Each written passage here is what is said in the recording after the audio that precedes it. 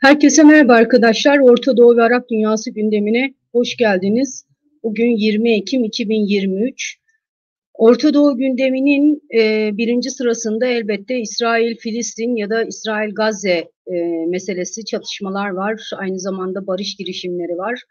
Şimdi bölgeden daha doğrusu gazetelerin, televizyon, internet sitelerinin, haber sitelerinin neler yazdığını kısaca aktarayım ben sizlere. Birincisi Halit Meşal'in birkaç tane Arap dünyasından televizyon kanalına röportajı vardı ve Halit Meşal elimizde İsrail hapishanelerindeki mahkumlar için pazarlık yapmaya yetecek kadar İsrailli asker rehine var dedi. Ama bu rehine sayısını söylemedi henüz Halit Meşal. Diğer taraftan Rusya'nın da topa girdiği belirtiliyor. Rusya da sürece dahil oldu ve Hamas'ın elindeki rehineler için devreye girdi.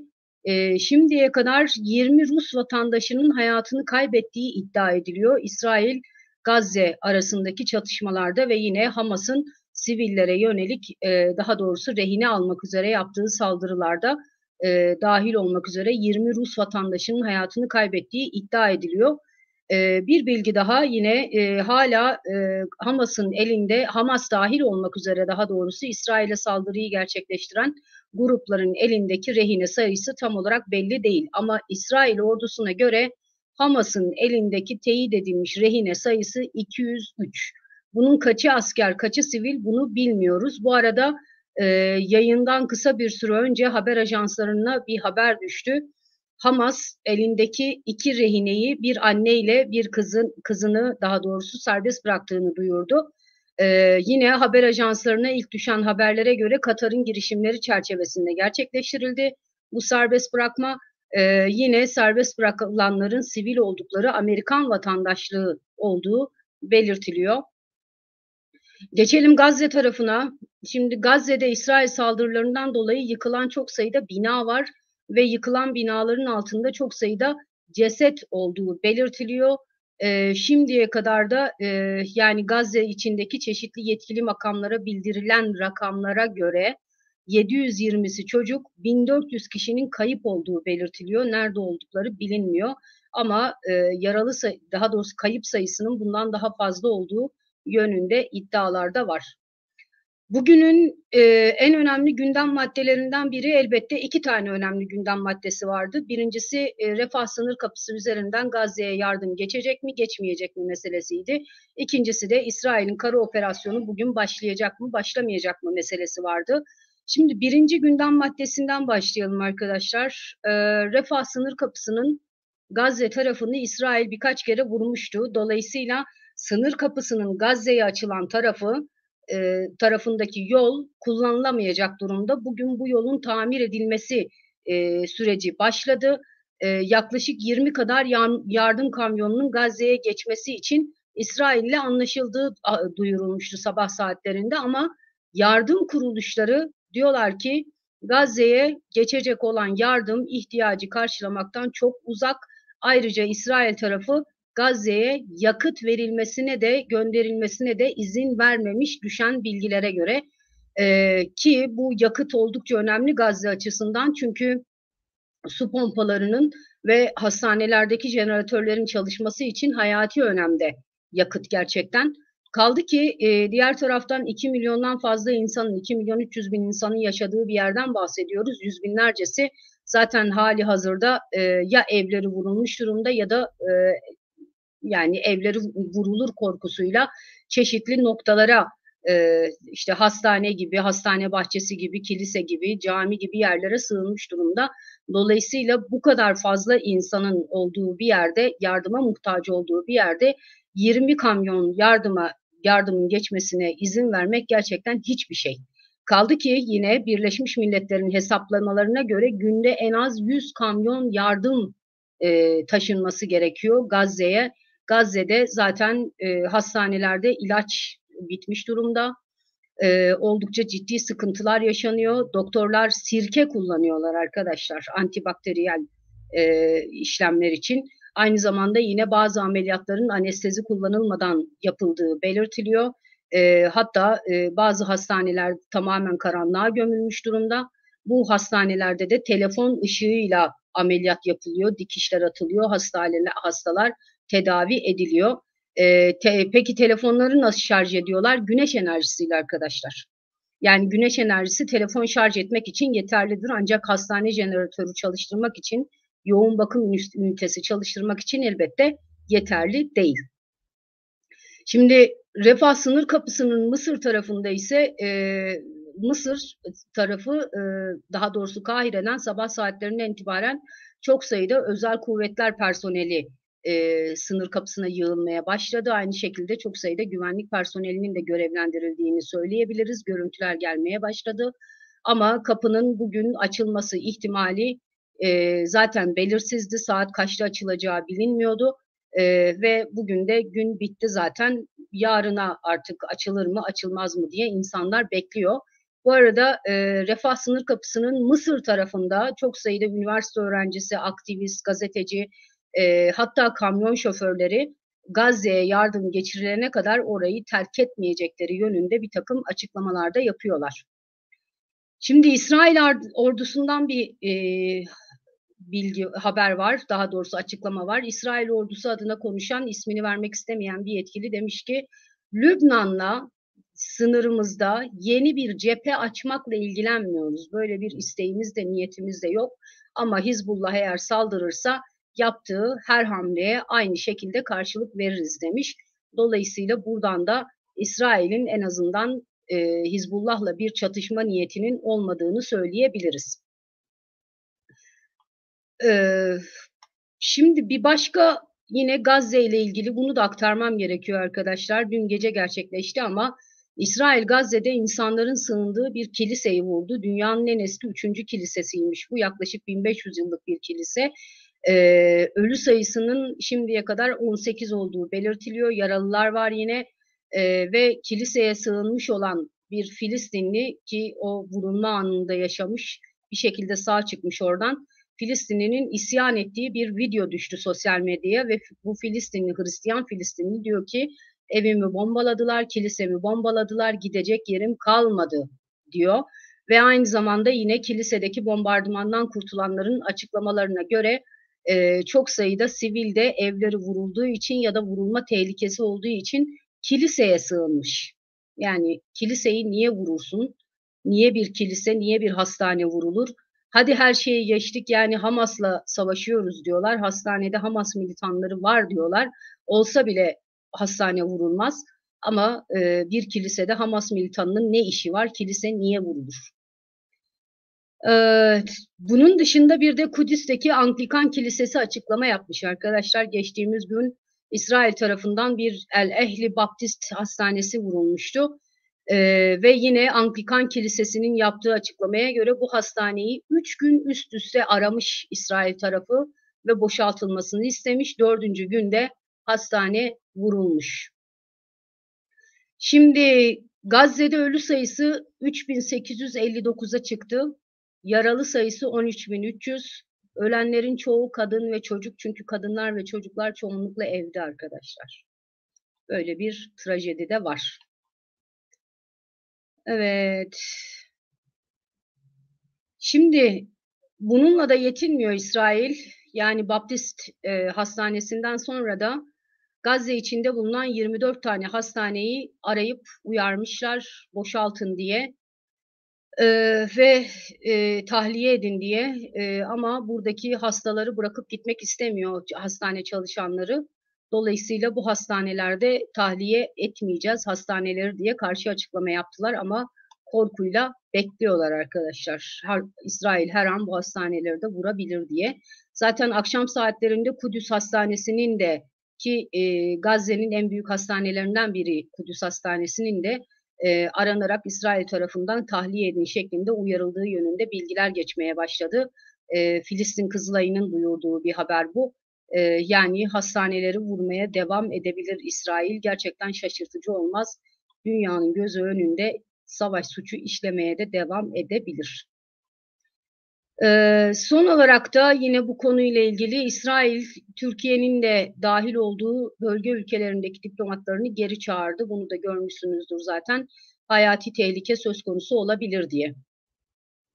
İran'a geçelim. Şimdi İran, İslam İşbirliği Teşkilatı'na bir çağrı yaptı ve dedi ki İslam ülkeleri olarak İsrail'e yaptırım uygulayalım diye bir çağrıda bulundu ama İslam İşbirliği Teşkilatı'ndan buna bir cevap gelmedi. Hangi ülke yaptırım uygulayacak? Böylesi şartlarda bu biraz karşılıksız kalacak bir çağrı, bir çıkış gibi görünüyor. Bunun dışında İran'ın iç gündemini ilgilendiren bir mesele. İran'da ilkokullarda yabancı dil eğitimi yasaklanmış arkadaşlar. Niye yapmışlar, nasıl yapmışlar belli değil ama ilköğretim okullarında, ilkokullarda daha doğrusu yabancı dil eğitimi verilmeyecek artık İran'da. Irak'a gelelim. Orada da başka saldırılar söz konusu. Hepimiz Gazze'ye kilitlendik ama Irak ve Suriye'de çok önemli gelişmeler oluyor.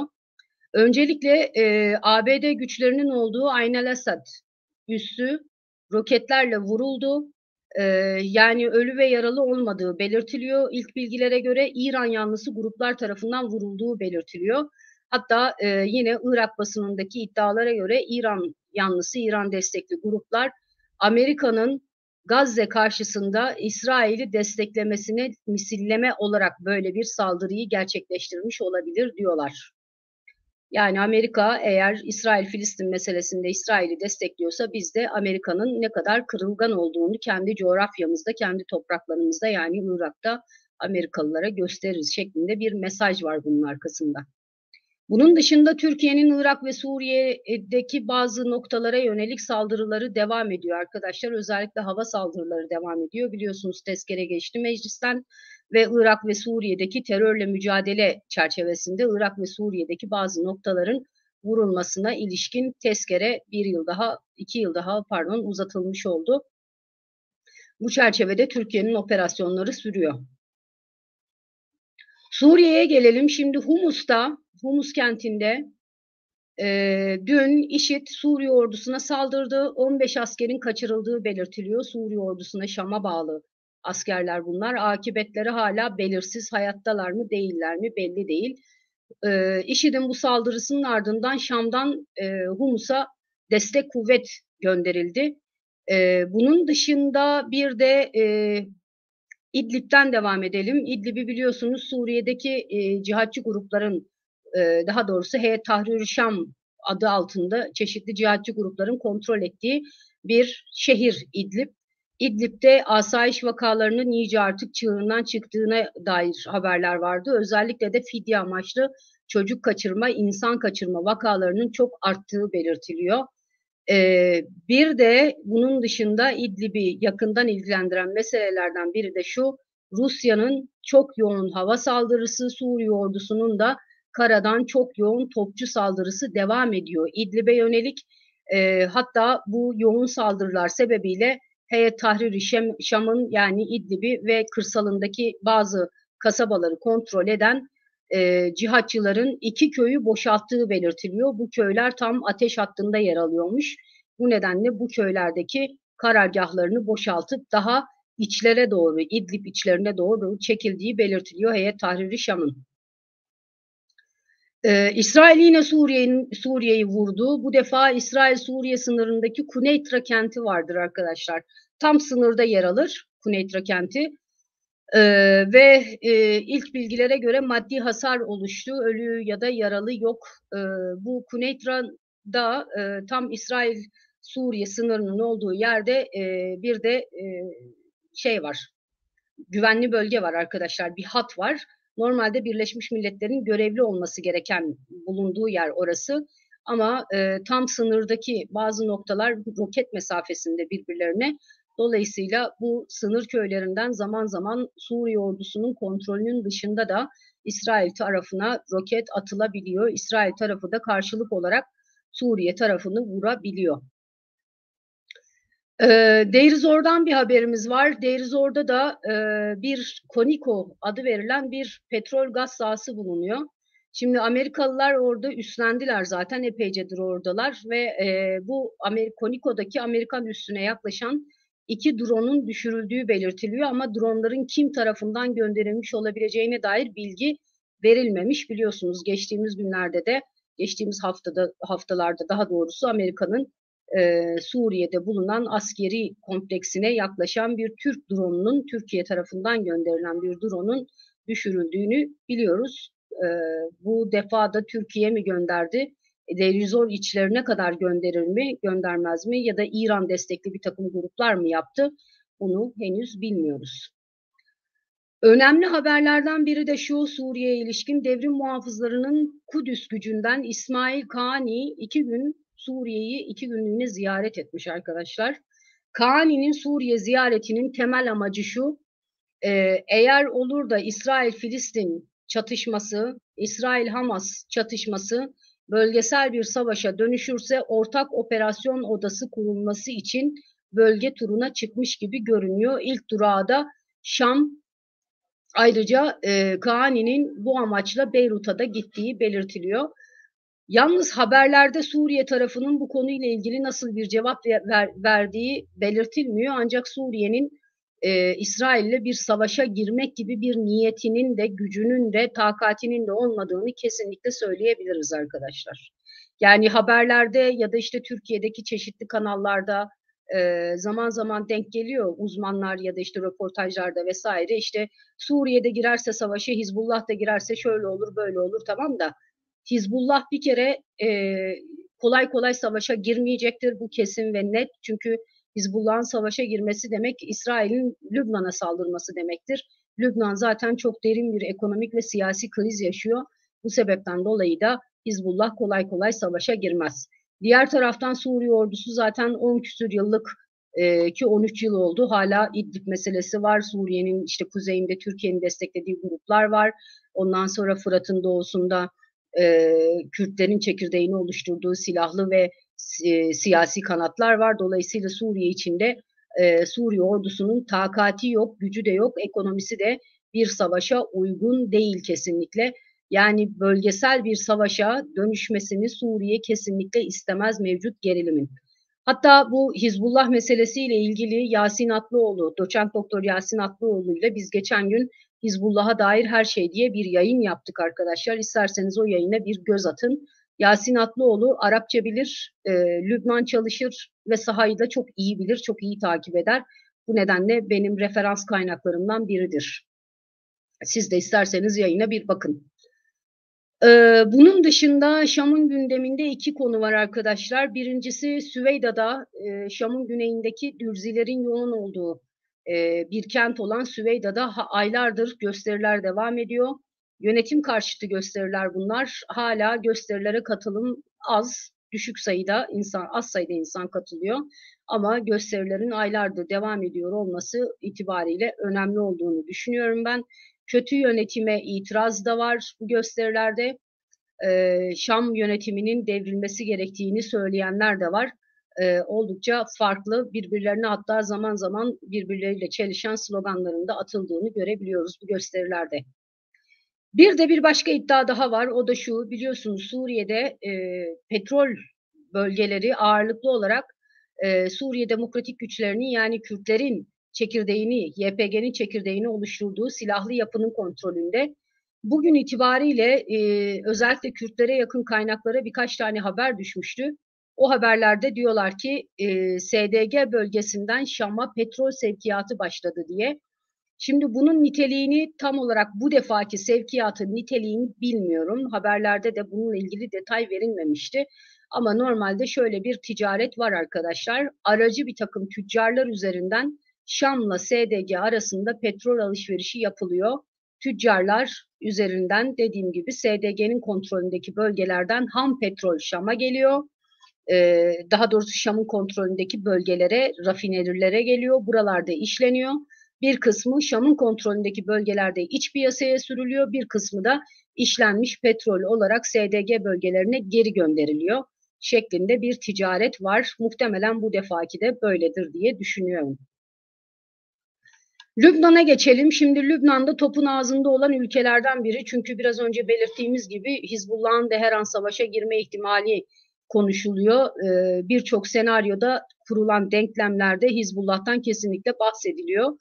Bu çerçevede Rusya, Danimarka, İsveç, Norveç gibi hatta Suudi Arabistan gibi bölge ülkeleri dahil bazı ülkeler Lübnan'a ve İsrail'e seyahat etmeyin uyarısında bulundu. Amerika Birleşik Devletleri, İngiltere ve Almanya bu uyarıyı bir adım ileri taşıdı ve vatandaşlarına Lübnan'ı derhal terk etme çağrısı yaptı.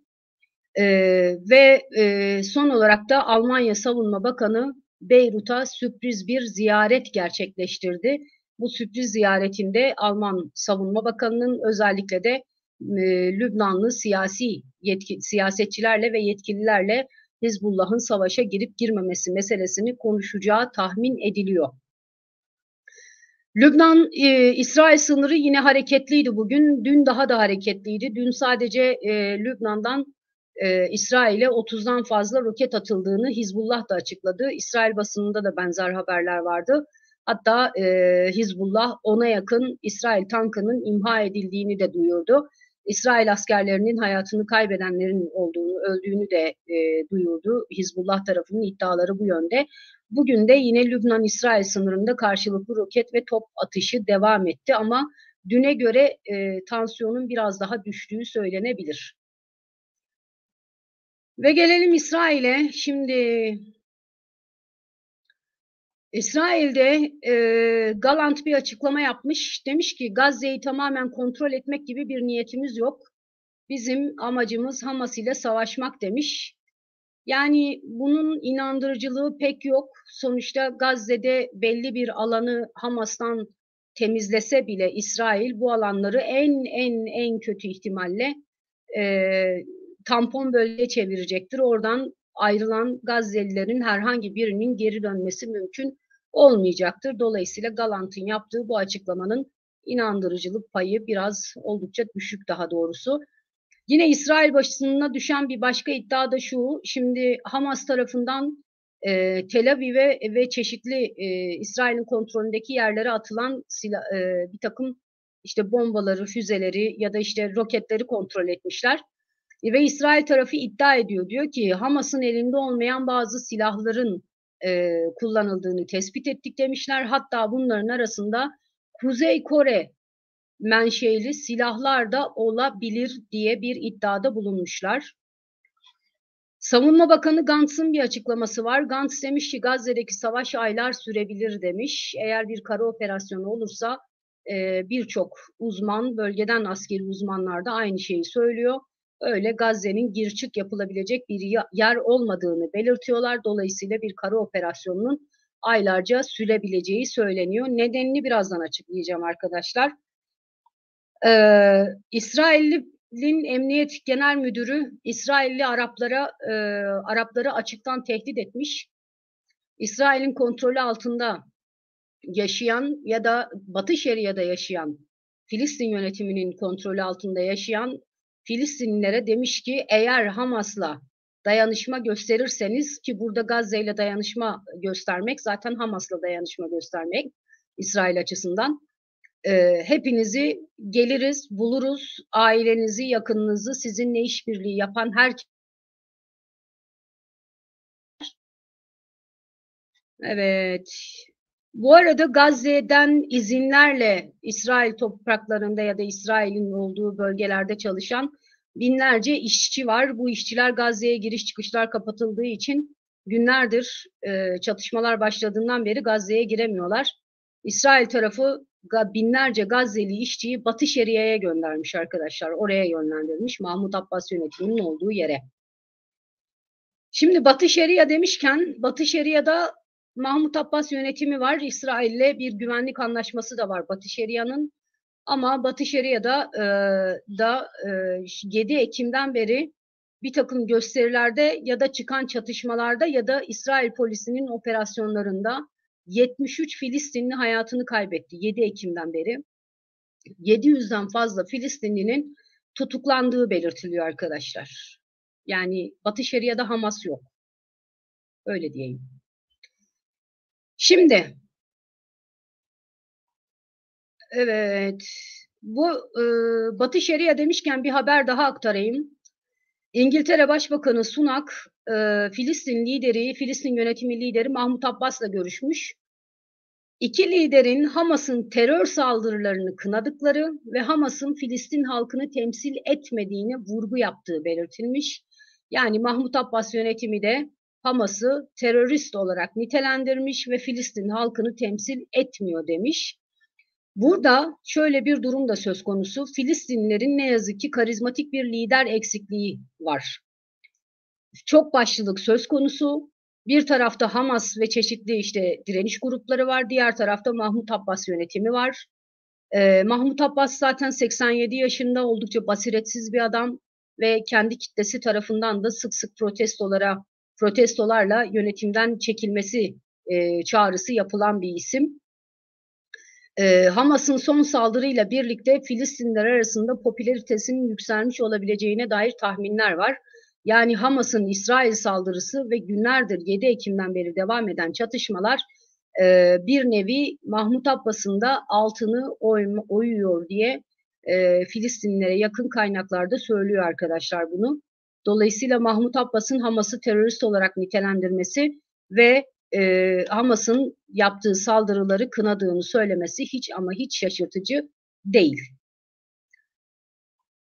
Şimdi gelelim Gantz'ın açıklamasına. Biraz önce aktarmıştım ya, Gantz demişti ki, İsrail Savunma Bakanı demişti ki Gazze savaşı aylar sürebilir diye.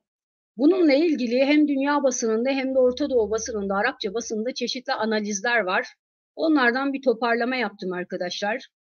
Bu çerçevede deniyor ki Kassam'ın, yani Hamas'ın Gazze'de bulunan silahlı kanadının 30-40 bin arası militanı olduğu düşünülüyor.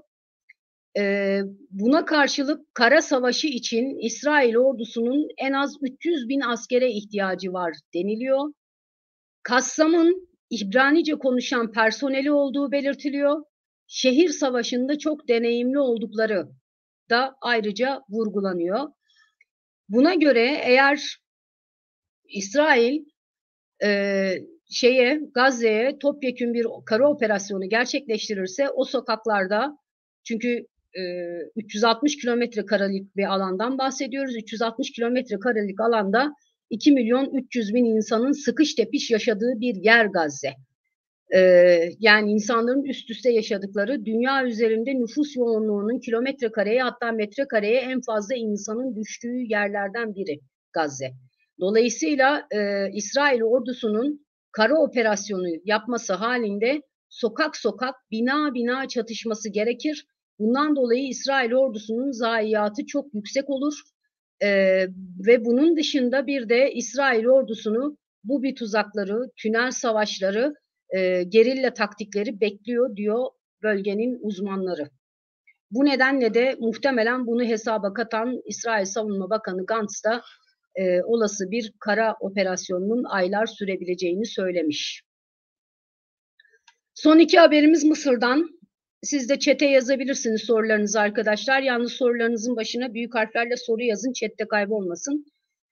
Şimdi Mısır'la ilgili Çin bir açıklama yapmış. Çin demiş ki bölgesel bir savaş olmasını kesinlikle istemeyiz demiş. Ve Mısır'la bölgenin istikrarı konusunda birlikte çalışacağız diye bir açıklama yapmış. Çin gerçekten de İsrail-Filistin çatışmasından oldukça rahatsız, çünkü bölgede kuşak ve yol projesi çerçevesinde büyük hedefleri var Çin'in. Aynı şekilde bölge diplomasisine ve siyasetine de birkaç yıldır giriyor. Çin'in varlığı iyiden iyiye hissedilmeye başlanmıştı. Hatta bölgede istikrar olsun da kendi ajandası doğrultusunda hareket edebilsin diye Çin'in arabuluculuğunda bir Suudi Arabistan-İran uzlaşmasını bile görmüştük. Çin bu kadar bölge meselelerine dahilken İran ve Suudi Arabistan gibi iki kadim hasımı bir araya getirmişken İsrail-Filistin çatışması Çin'i oldukça rahatsız etti. Bu konuda Çin de devreye girmek istiyor ama tabii Çin'e sıra gelene kadar bir sürü ülke var. Yani ve son olarak cumartesi günü Kahire'de İsrail-Filistin gerilimiyle ilgili uluslararası bir konferans yapılacak. Bu konferansa Türkiye'de katılacak arkadaşlar. Buradan bir barış için yol haritası çıkarılması umuluyor. Umarız ki böyle bir yol haritası çıkarırlar. Evet, Orta Doğu ve Arap dünyasına ilişkin benim aktaracaklarım bu kadar. Şimdi chat kısmında sorularınıza bakayım hemen. Evet.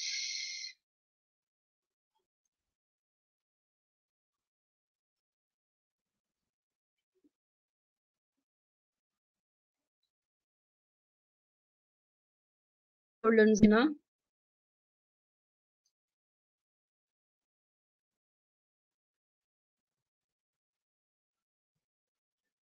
Güzel bir nokta. Şimdi Muharrem Palaz demiş ki Birleşmiş Milletler Genel Sekreteri Refah sınır kapısına gitti ama o bile kapıyı açtıramadı demiş.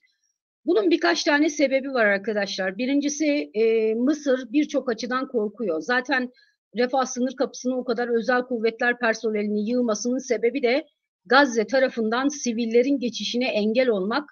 Mısır'ın korkusu ise şu, Gazze insansızlaşırsa eğer İsrail çok kolay bir şekilde bir askeri operasyon yapabilir ve kendi kontrol ettiği bölgelere Gazze'nin bir kısmını katabilir. İki, Mısır'a geçen Filistinliler kesinlikle ve kesinlikle geri dönemeyecekler. Bunu Mısır çok iyi biliyor çünkü 48'de de aynı şey oldu, 67'de aynı şey oldu, 73'te aynı şey oldu. Mısır bundan korkuyor. Üçüncüsü, Gazze'de çok sayıda Müslüman kardeşler destekçisi, yandaşı insan var. Müslüman kardeşlerin hala güçlü olduğu bir yer Gazze ve Sisi biliyorsunuz Müslüman kardeşlerin iktidarına bir darbe yaparak yönetime gelmişti. Gazze üzerinden konsantre bir şekilde çok sayıda Müslüman kardeşler sempatizanı ya da yanlısını kendi topraklarına geçirmek istemiyor. Ve dördüncüsü de Mısır'da zaten hali hazırda bir ekonomik kriz, bir enflasyon problemi var. Dolayısıyla yüz binlerce insanı besleyecek sağlık, eğitim, altyapı, üst yapı, güvenlik, asayiş gibi ihtiyaçlarını karşılayacak kapasitesi yok Mısır'ın. Mısır da bu nedenle Refah sınır kapısının açılması konusunda biraz ayak sürüyor diyebiliriz.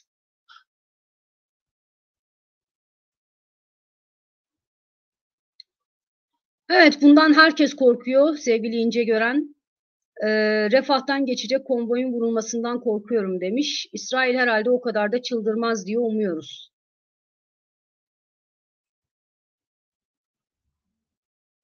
Ruken Kaya demiş, pardon Zeliha Etöz demiş ki tarihçi İlhan Pape'nin ki kendisi İsraillidir.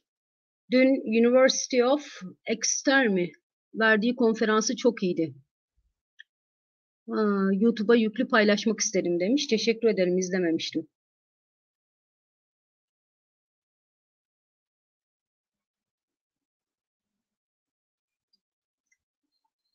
Evet, bakalım bakalım başka ne var? Nilgün Durgun demiş ki Batı Şeria'da hiçbir hareketlenme yok mu? Var. Çok sayıda ölü de var ne yazık ki Batı Şeria'da. Ama hala böyle bir intifada gibi bir hani topyekün bir hareketlenme, topyekün bir ayaklanma gibi bir durum söz konusu değil. Yani sokağa çıkan birkaç bin insan var. Mahmut Abbas karşıtı gösteri muhtemelen en fazla, en kalabalık gösterilerden biriydi. Önceki akşam yapılmıştı. Gazze'deki El Ehli Hastanesi'nin bulunmasından hemen sonra. Ama topyekün bir ayaklanma yok Batı Şeria'da henüz. Belki olur, belki olmaz. Bilmiyorum. Evet, Zehra Yiğit hatırlatmış. Yaklaşık 100 bin kişiye ekmek çıkaran fırının da vurulduğu paylaşıldı. Doğru. Böyle bir fırını da vurdular.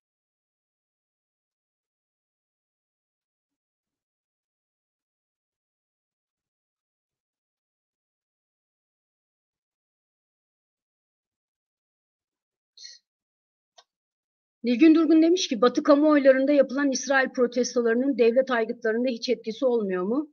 Göründüğü kadarıyla olmuyor. Yani orada da çünkü bir Filistin yanlısı olmakla Hamas'ı desteklemek arasında bir bağlantı kuruldu. Onun üzerinden yürüyor. Basında, siyasiler de, politikacılar da, ondan sonra devlet yöneticileri de. Orada daha kötü bir denklem daha var. Hamas eşittir IŞİD şeklinde oluyor. Yani Filistin'le dayanışma gösterenler IŞİD'i destekliyormuş gibi bir duruma düşürülmeye çalışılıyor. Ama önümüzdeki günlerde belki hani Gazze'de İsrail'in işlediği suçlar, işte hastane vurması vesaire bununla ilgili daha fazla cesurca konuşan kurum, kuruluş, bağımsız araştırmacı gibi isimler ortaya çıkarsa Elbette kitlesel gösterilerin söz konusu olması halinde kendi yöneticileri üzerinde bir baskı kurma ihtimalleri de olabilir.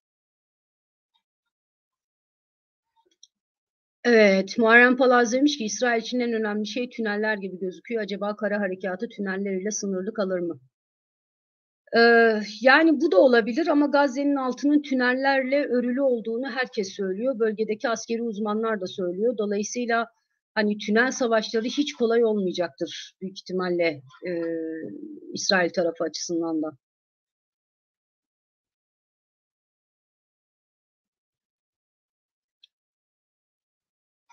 Sefa Yücel, savaş muhabiri konuk isteriz. Ortalık durulunca bu işin adabını dinleyelim. Olur arkadaşlar, getiririm. Yani ben de varım ucundan kıyısından aslında ama size güzel bir konuk getireyim. Sağlam bir konuk hem de.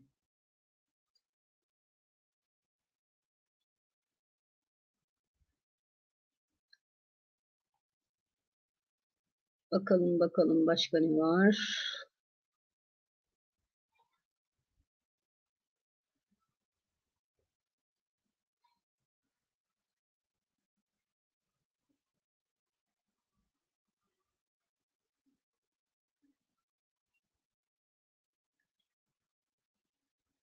Başka sorunuz var mı diye bakıyorum arkadaşlar.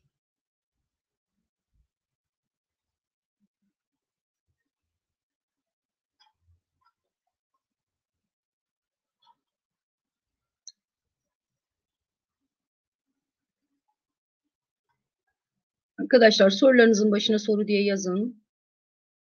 Daha kolay görürüm.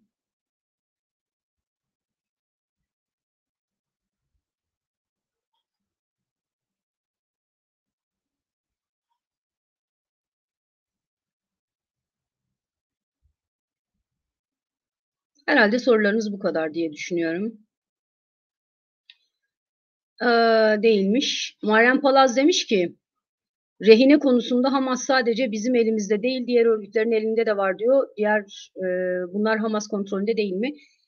Arkadaşlar anladığım kadarıyla zaten o 13-14 tane örgüt birlikte güçlerini birleştirerek bu işte rehin alma saldırısını, rehin aldıkları saldırıyı gerçekleştiriyor ve her biri Gazze'nin farklı yerlerine gidiyor. Büyük ihtimalle şu anda İsrail takibinde oldukları için kendi aralarında iletişim de yok bunların. Ama rehinelerin farklı grupların elinde olduğu kesin. Yani geçtiğimiz gün Kassam Tugaylarının sözcüsünün yaptığı bir açıklama vardı. O bile mesela kesin bir rakam veremedi. Herhalde 200-250 kadar rehine vardır gibi genel bir ifade kullandı.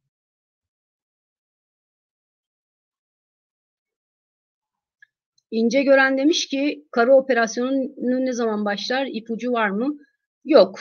Yani en son İsrail zaten şey demişti biliyorsunuz. e, Hava durumu sebebiyle ertelediğini söylemişti. Şu an itibariyle de kara operasyonunun olup olmayacağı belli değil. İkincisi bir kara operasyonu olsa bile bunun niteliği, muhtevası belli değil. Yani Gazze'yi parçalara mı bölecekler? Sadece tampon bölgeyi yani Gazze etrafındaki o güvenli şeridi genişletmek üzere mi bir şey yapılacak? Yoksa topyekün Gazze'nin tamamını ele geçirmek üzere mi bir kara operasyonu yapılacak? Bütün bunlar belirsiz.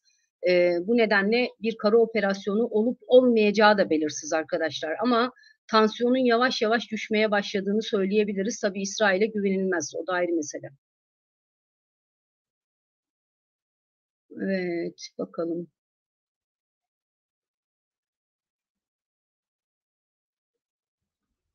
Şükran Yerci demiş ki 1947 yılından beri bölgede öldürülen insan sayısı nedir? Hiç bilmiyorum ama arkadaşlar milyonlar yani. İsrail nüfusu 9 milyon, Filistin 5 milyon. Emrah Cebeci demiş ki bu Hamas saldırısı Rusya'nın işi olabilir mi? Sanmıyorum. Amerika'yı finanse edecek ikinci bir cephe açmış oldu. Bu sanki sadece Rusya'ya yarayacak mı? Yani Rusya'nın elbette işine gelen birçok şey var. Bunların başında şu geliyor. Rusya'nın çok ağır suçlamalarla karşı karşıya kaldığı Ukrayna Savaşı'na dair biliyorsunuz Avrupa Birliği'nin çeşitli açıklamaları vardı. Bu insan hakları ihlalidir, şöyledir, böyledir, savaş suçudur vesaire diye. Aynısını İsrail yaptığında hıkmık demeye başladı Avrupa Birliği. Dolayısıyla Rusya şu anda öyle kenara çekilmiş olanı biteni izliyor gibi. Rusya'nın işine yaradı elbette ama bu Hamas'ın saldırısını Rusya'nın planladığını ya da Rusya'nın desteklediğini, bildiğini göstermez arkadaşlar. Çünkü Orta Doğu çok karışık, çok aktörlü bir bölge. Yani Orta Doğu ülkeleri için bu saldırı ya da bu gelişme kime yaradı sorusu doğru cevaba götürmeyebilir insanı. Onu da söyleyeyim. Evet, bakalım. Muharrem Palas Türkiye'den katılım Hakan Fidan düzeyinde mi? Hiç bilmiyorum. Kahire'deki zirveyi soruyor Muharrem Palas. Son aşamada Erdoğan gider mi? Zaten akşam saatlerinde haber ajanslarına da düştü. Dolayısıyla detayını bilmiyorum Türkiye'den kimin gideceğini. Ama zaten Hakan Fidan birkaç gün önce Mısır'daydı. Belki yardımcısı gider. Zehra Yiğit, savaşın İsrail ekonomisine olumsuz etkisini İsrail kolayca telafi edebilir mi? Edemez arkadaşlar. O da çünkü çok ciddi bir ekonomik kara delik yaratacak İsrail ekonomisi üzerinde. Zaten bu sebeple İsrail hemen Amerikalılardan 10 milyar dolarlık bir yardım da istediler, talep ettiler. Yani silah da talep ettiler. Dolayısıyla İsrail ekonomisini elbette etkileyecek. Bununla ilgili de yine Kudüs'te yaşayan İbranice bilen, çünkü bölgenin dilini bilen çok az insan var. O yüzden belirtiyorum arkadaşlar. İbranice de bilen Oğuzhan Çağlayan'la biz İsrail boyutunu konuşmuştuk. Birkaç gün önce oynatma listelerinde bulabilirsiniz. O yayına da bir göz atmanızı tavsiye ederim. Çünkü özellikle orada İsrail'in çekinceleri, İsrail'in gözünden, yani Tel Aviv'in gözünden işte bir kara operasyonu nasıl görünüyor, uzun vadeli bir savaş nasıl görünüyor, bütün bunları aktarmıştı Oğuzhan Çağlayan Bey. İsterseniz ona da bir göz atabilirsiniz o yayına. Barış Genç Yılmaz, ID e, dergisi El Nekba'da Yahudilere saldırma çağrısında bulunmuş. Batı'da bu tür eylemleri Filistin direnişine karşı propagandada bir istihbarat aparatı olarak kullanır mı? Kullanıyor zaten. Yani getirilen tekbirler vesaire, hani bir takım Arapça yazılı bayraklar bile üstünde ne yazdığı çok önemli değil. E, radikalizmle özdeşleştiriliyor. Aydan Sayın, savaş başlarsa İran'dan Hamas'a silah ve mühimmat desteği gelir mi? Gelir ama İsrail'de zaten büyük ölçüde hani o geçişleri, geçiş hatlarını daha sıkı bir şekilde kontrol altına almaya çalışıyor gibi görünüyor. Dolayısıyla çok da kolay olmayabilir. Evet, bakalım. Serhan Kubilay demiş ki bence İsrail kara harekatı yapmayacak. Kara harekatı olmazsa İsrail'in B planı ne olabilir? Gerçekten bilmiyoruz. Bunu da bilmiyoruz. Kara operasyonu yapar mı yapmaz mı? Az önce söylediğim gibi muhtevası ne olur? Nasıl geri adım atar? İşte herhangi bir evet ya uluslararası toplum çok baskı kurdu bizim üzerimizde ve biz de mecburen ateşkes yapıyoruz mu der. Onu bilmiyorum ama İsrail'i uzun süredir takip eden bir gazeteci olarak söyleyeyim. Netanyahu'nun e, Netanyahu hükümeti döneminde yaşandı bu. Kendi halkını koruyamayan e, ve Hamas'ın çok sayıda 200 küsür tane rehineyi çok rahatlıkla alıp Gazze'ye götürdüğü bir saldırıyı gerçekleştirebildiği bir süreç yaşandı. Dolayısıyla Netanyahu'nun kendi öfkeli kitlesine de bir şey vermesi lazım. Bu topyekün kara operasyonu mu olur yoksa işte az önce söylediğim gibi göstermelik bir şey mi olur? Ama illa o tankları bir yürütecekler. Nereye kadar yürütürler onu bilmiyoruz.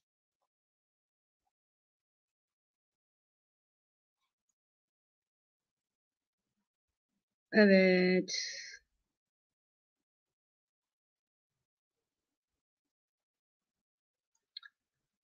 Gece demiş ki Gazze'liler İsrail'e tabi olmaya tabi kelimeyi söyleyemedim. Olmaya hazır mı? Halk direnişi olabilir mi? Olabilir. Yani eğer bir kara operasyonu gerçekleşirse mümkündür arkadaşlar. Çünkü Gazze'liler yerlerini, yurtlarını terk etmek istemiyorlar. İsrail'in hava saldırılarının devam etmesine rağmen hala orayı boşaltmış değiller, Kuzey Gazze'yi. Dolayısıyla evet bir halk e, direnişi de söz konusu olabilir. Tarık Bey demiş ki Lübnan'daki Hristiyanların radikal İslami bir örgütün himayesi altında olan bir ülkede durumları nasıl, ciddi bir baskıyla karşılaşıyorlar mı? Hizbullah'tan bahsediyorsunuz zannedersem. Yok. Lübnanlılık kimliğiyle barışık Hizbullah. Hatta seçimlere Hristiyan partilerle birlikte giriyorlar arkadaşlar.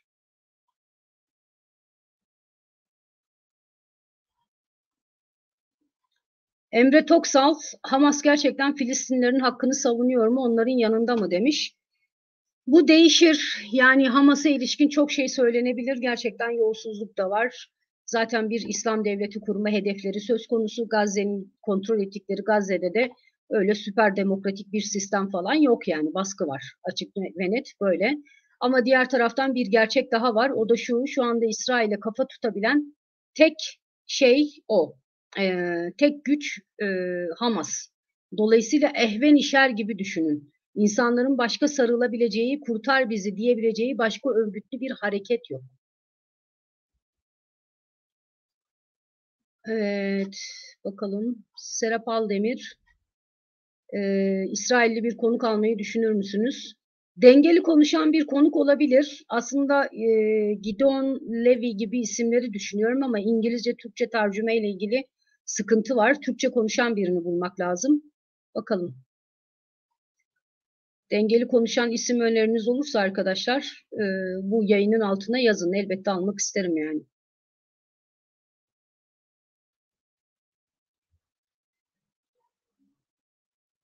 Evet.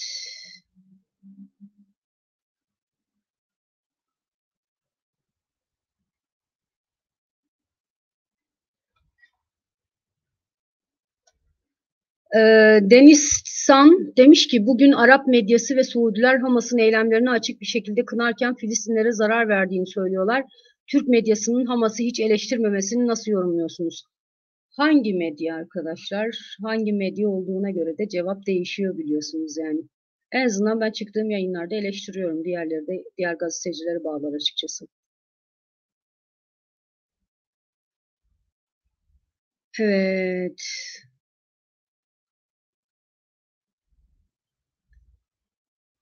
Şimdi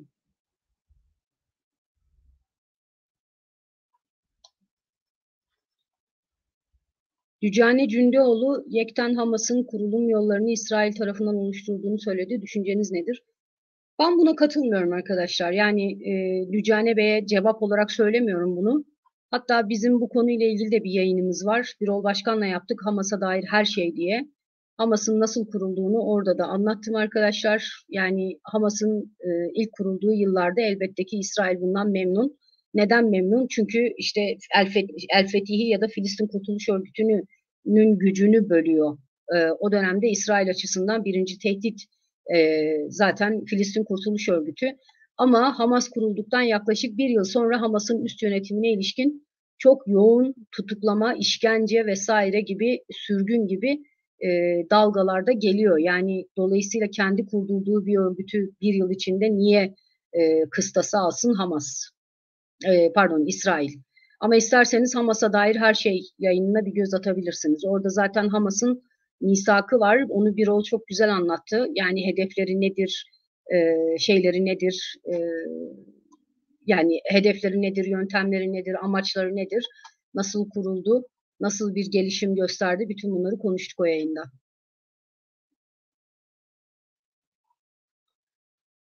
Muharrem Öztürk demiş ki İsrail'in olası bir kara savaşında kimyasal silah kullanma olasılığı yok mu?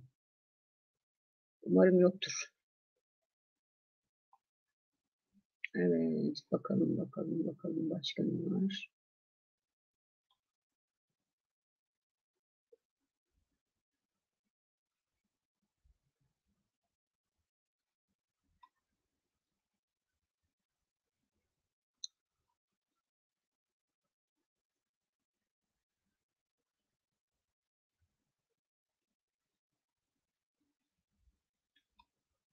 Evet, şimdi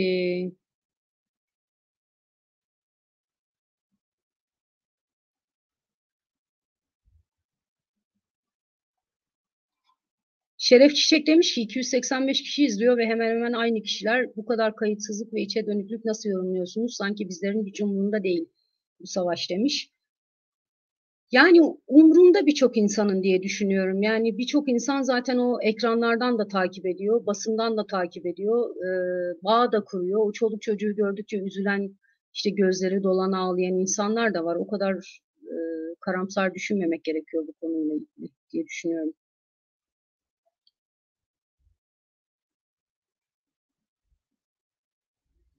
Evet. Arkadaşlar bu arada abone olmayı unutmayın lütfen. Benim hala izleyicilerimin %60'a yakını şey. Sevgili Etika, cevap verdim ben sorunuza. Dücane Cündoğlu'nu sormuştunuz. Cevap verdim diye biliyorum ama başka sorunuz varsa ve görmemişsem kusura bakmayın lütfen.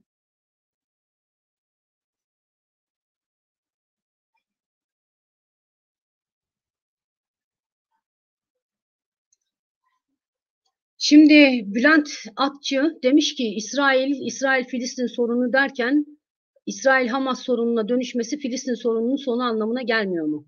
Böyle bir tehlike var gerçekten. Yani Filistin meselesini çok daha küçük bir alana sıkıştırmak gibi, onu da marjinalize etmek gibi bir girişim söz konusu. Zaten Filistinlilerin önemli bir kısmının hatta Filistin meselesiyle ilgili biraz daha mantıklı düşünenlerin savunduğu şey de bu. Bu Filistin meselesini Hamas'a sıkıştırmamak lazım. Hamas tek başına bütün Filistinlerin temsilcisi değildir şeklinde. Dolayısıyla böyle bir risk söz konusu ne yazık ki. Eğer Filistinli gruplar, diğer gruplar da seslerini daha yüksek duyuramazlarsa marjinalleşme ihtimalleri Hamas'la sınırlıymış gibi görünme ihtimalleri oldukça mümkün.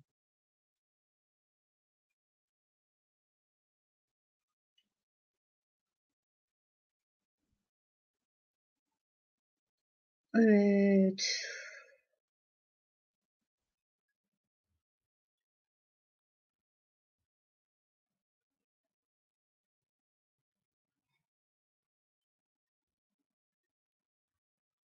Şimdi arkadaşlar şöyle bir durum da var. Mesela Birsen şey yapmış, tepki göstermiş.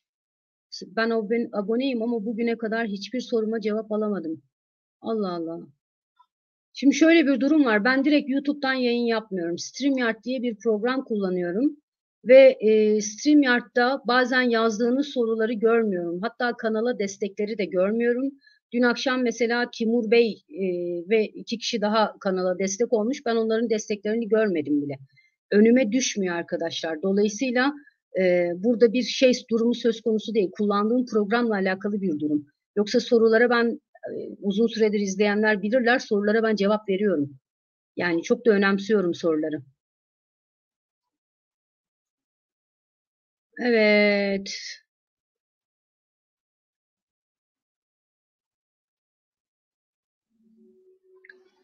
İlhan Bey, kusura bakmayın gerçekten ya önüme düşmemiştir yoksa niye atlayayım soruyu? Ya konuyla alakalı değildir. Yani konuyla alakasız olan soruları da atlıyorum bazen. Hani mesela şu anda biz Gazze konuşuyoruz. Yemen'le alakalı bir şey soruluyorsa onları atlıyorum yani. Ya da Türkiye iç siyasetiyle alakalı soruları da atlıyorum ben. Çünkü benim alanım değil arkadaşlar. Ben dış haberciyim. Evet. Evet, şimdilik bu kadar gördüğüm kadarıyla. Bu arada aramıza yeni katılanlar da varmış. Gülten Hanım, Gülten Koloğlu. Hoş geldiniz aramıza. Evet arkadaşlar, çok teşekkür ederim. Bu akşamlık yayınımız bu kadar. Arap dünyası ve Orta Doğu'nun gündemine bir genel bakış gerçekleştirdik. Sorularınız ve yorumlarınız için teşekkür ederim. Ve son bir kez daha söyleyeyim, soruları kasıtlı olarak atlamıyorum ben. Konuyla, akşamın konusuyla ilgiliyse eğer kesinlikle ve kesinlikle cevap veriyorum. Hatta sorularla da sınırlı kalmıyor, yorumları da alıyorum zaman zaman. Eğer sorularınızı görmüyorsam bu programla alakalıdır ya da sorularınız konuyla alakalı değildir. Üzgünüm. Evet, bu arada Özgür Öztürk de katılmış aramıza. Siz de hoş geldiniz Özgür Bey. Evet arkadaşlar, kendinize iyi bakın. Abone olmayı unutmayın. Yayınları beğenin, yorum yapın bir de. Kendinize iyi bakın, iyi tatiller diliyorum. Şimdiden önümüzdeki hafta yeni konu ve konuklarla birlikte ben burada olacağım. Hepinizi sorularınız ve yorumlarınızla birlikte beklerim. Görüşmek üzere.